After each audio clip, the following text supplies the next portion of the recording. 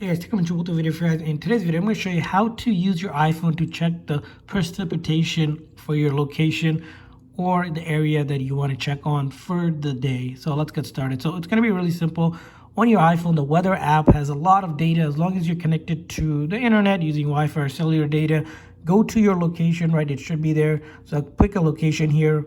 And if you go here and scroll down to a little bit further where you have this section for precipitation and you click on it, right now you can see it for a certain time how it's going to be looking for your area. As you can see here, it says 0.3 inch, but if you look around you can pretty much see during the different time period what it's going to look like, and then you can pretty much go for the next day, same exact thing for a different time. It's going to give you a data in terms of how much you're looking, and then as well as that you also see a daily summary as well for rain, snow, whatever it may be, how much you're going to be getting for that area. So you can kind of see that as well right here.